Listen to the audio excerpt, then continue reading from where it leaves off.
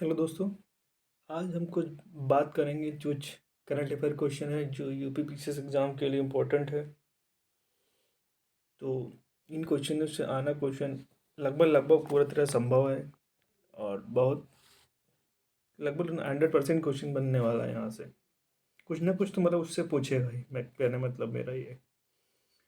तो स्टार्ट करते हैं। तो एक एक भी योजना लॉन्च हुई है, पीएम सूर्य घर मुफ्त बिजली योजना, जिसमें बताया ये कब लॉन्च हुई है। 13 फरवरी 2024 को पीएम द्वारा, प्रधानमंत्री द्वारा लॉन्च हुई है। और इसका बजट जो रखा गया 75,000 करोड़ रुपये रखा गया।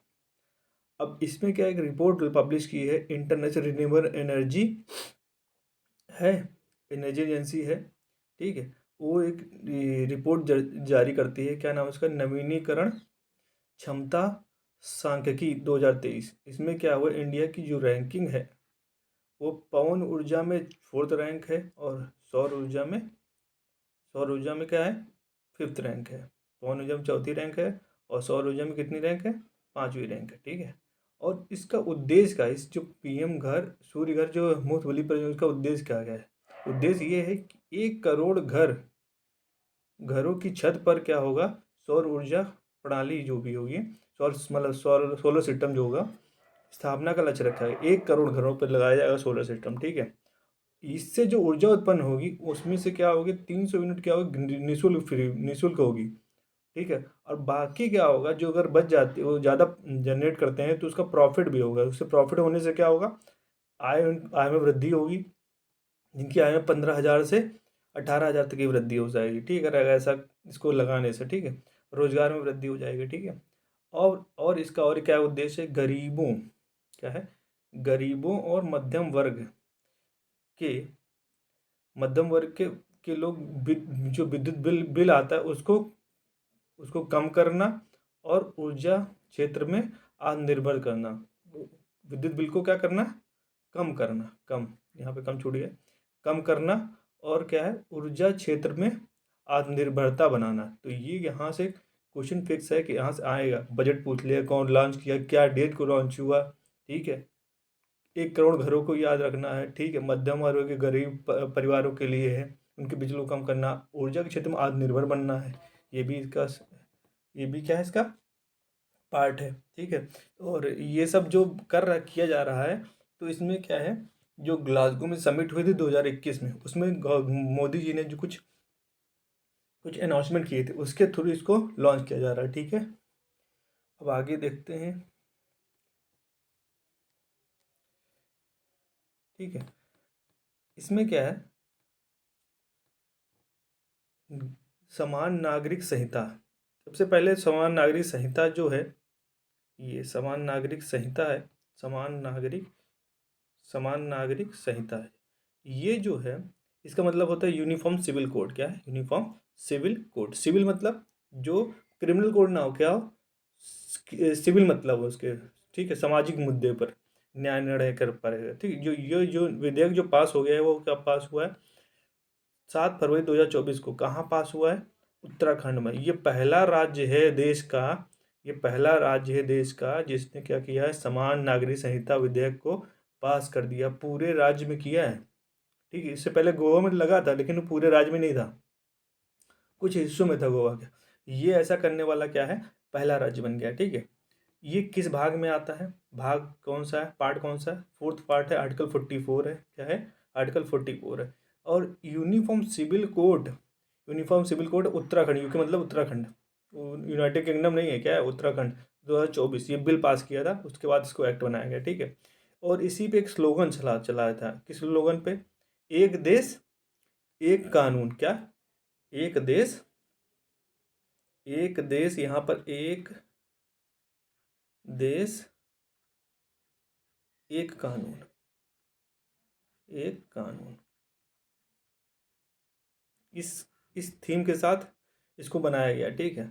इसमें क्या क्या हो सकेगा, देखो, ये विवाह के मामले आएंगे, डाइवोर्स के मामले हो सकते हैं, उत्तराधिकार का मामला आएगा, लिव इन रिलेशनशिप में जो लोग रहते हैं उन पर कानून और मामलों के नियंत्रण में और विनियमित करना, मतलब उनको एग्जीक्यूट करना, वो सब किस में होगा, इसी में होगा। ठीक है, एक समिति बनाई गई थी इसमें, उसका अध्यक्ष कौन था, एक हो सकता है, इसके समान नागरिक संहिता के लिए एक समिति बनाई गई थी जिसमें मेंबर थे, उसमें उसमें जो अध्यक्ष था रंजना प्रकाश देसाई थी। कौन थी? रंजना प्रकाश देसाई। ठीक है, और एक बात और जान लीजिए, इसमें जो एक चीज़ है ये जान लीजिए कि यहाँ मैं वो कट गया, बता देता हूँ कि जो शेड्यूल ट्राइब के लोग होंगे, एसटी लोग, शेड्यूल ट्राइब के लोग होंगे, या जनजाति जनजाति लोग होंगे जो जनजाति में आते हैं, उन पर लागू नहीं होगा। क्या होगा? जनजाति पर लागू लागू नहीं होगा, लागू नहीं होगा। ठीक है, ये याद रखना है। पूछ देगा पूरे देश में सब पे लग कर, ना ही एसटी पे नहीं लग रहा। किस पे नहीं लग रहा? एसटी से, शेड्यूल ट्राइब पे नहीं लगेगा। ठीक है, अब आगे हम बात कर लेते हैं, ये सब इंपॉर्टेंट है, कंफर्म क्वेश्चन बनाएगा यहाँ से। अब आ जाए भारत रत्न के बारे में। भारत रत्न किसको किसको दिया गया है, किस किस क्षेत्र में दिया है, सब देख लेते हैं। तो भारत रत्न की जो बात है, इसकी थोड़ी हिस्ट्री देख लेते हैं। भारत रत्न 2024 को दिया गया है, ये देश का सर्वोच्च नागरिक सम्मान है। ठीक, सर्वोच्च नागरिक सम्मान है। इसकी शुरुआत 1 जनवरी 1954 से थी। किसने की थी? राष्ट्रपति कौन थे? डॉक्टर राजेंद्र प्रसाद द्वारा। ठीक है, फर्स्ट प्रेसिडेंट थे, उन्होंने की थी। प्रथम प्रथम कौन से जो थे जिनको भारत रत्न दिया गया था? डॉक्टर सर्वपल्ली राधाकृष्णन, सी राजगोपालाचारी और सी वी रमन को दिया गया था। ये क्या दिया? इन 3 लोगों को दिया गया। ठीक है, और सी वी रमन जी को क्या, रमन इफेक्ट के लिए क्या इन्हें 1930 में नोबेल प्राइज भी मिला था। ठीक है, याद रहेगा। अब बात करते हैं प्रेजेंट में कि वर्तमान में किन किन को दिया गया है। ठीक है, हाँ एक बार और जान लीजिए, इनकी संख्या 53 हो गई है, जिसमें 48 मेल हैं और 5 फीमेल्स को मिला है। ठीक है, वर्तमान में कौन? कर्पूरी ठाकुर है। ठीक है, कर्पूरी ठाकुर के बारे में क्या जान लीजिए, ये सीएम रह चुके हैं 2 बार बिहार के। कितने बार रह चुके हैं? सीएम। इन्होंने अन्य पिछड़ा वर्ग के लिए आयोग बनवाया था बिहार में। अन्य पिछड़ा वर्ग के लिए, अन्य पिछड़ा वर्ग के लिए, पिछड़ा वर्ग के लिए क्या बनवाया था? आयोग, बिहार में। ठीक है, इन्हें जननायक कहते हैं। क्या नाम इनको कहते हैं? जननायक। क्या बोलते हैं? जननायक। इसमें आप पूरा बहुत डिटेल हो जाएगा। जननायक, जननायक कहते हैं। ठीक है, अब बात कर लेते हैं दूसरे, एल के आडवाणी जी को मिला है, ये डिप्टी पीएम में रह चुके हैं। ठीक है, हाँ एक बार और जान लीजिए, इनकी 100वीं जयंती हुई थी। कब? 100वीं जयंती 2024 जनवरी, शायद 2024 से डेट एग्जैक्ट नहीं आ रही है, लेकिन हाँ क्या हुआ, अभी जनवरी में ही क्या इनकी जयंती मनाई गई है। ठीक है, 100 वर्ष पूरे हो गए। ठीक, इनको तो इस उपलक्ष्य में इनको उसी दिन को घोषित किया गया था। ठीक है, ये भारत रत्न के लिए। ठीक है, और ये चौधरी चरण सिंह, ये यूपी के हैं, यूपी से थे ये ठीक है, और ये प्रधानमंत्री रह चुके हैं। इनका जो इनको ये जो दिव्यांग स्थल है वो कहाँ बनाएगा? किसान घाट बोलते हैं। कहाँ का? किसान घाट। ठीक है, 2 बार सीएम भी रह चुके हैं। ठीक है, यूपी के। ठीक है, पीवी नरसिम्हा राव सब जानते हैं, ये आंध्र प्रदेश के सीएम भी रह चुके हैं और प्रधानमंत्री पीएम भी रह चुके हैं, प्रधानमंत्री भी रह चुके हैं। ठीक है, ये 91 से 96 के बीच रह चुके हैं। इनके समय में एलपीजी रिफॉर्म हुआ था। ठीक है, ठीक है, और एम एस स्वामीनाथन सबसे इम्पोर्टेंट इसमें एम एस स्वामीनाथन है। ठीक है, इन्हें भारत में क्या कहा था? हरित क्रांति का जनक कहा जाता है। ठीक है, हरित क्रांति का जनक कहा जाता है स्वामीनाथन को। एम एस स्वामीनाथन को क्या कहा जाता है? भारत में हरित क्रांति का जनक कहा जाता है। ठीक है, अब एम एस स्वामीनाथन के बारे में जान लेते हैं थोड़ा सा डिटेल, कौन कौन से इनसे अवार्ड वगैरह पूछ लेगा, मान लो सपोज कर लो पूछ लिया कुछ। तो एम एस स्वामीनाथन जो थे, ये वैज्ञानिक थे, कृषि वैज्ञानिक थे। ठीक है, एम एस स्वामीनाथन भारत का जनक कहा गया। ठीक, इनके नाम से देखोगे एक पुरस्कार है, क्या? M S Swaminathan research foundation, Chennai में इसकी स्थापना हुई थी 1988 में। ठीक है, पुरस्कार कौन कौन उन्हें मिला है ये देख लेते हैं। सामुदायिक नेतृत्व में देखो कि क्या मिला है? रैमन मैग्सेसे अवार्ड 1971 में मिला। ठीक है, 1971 में।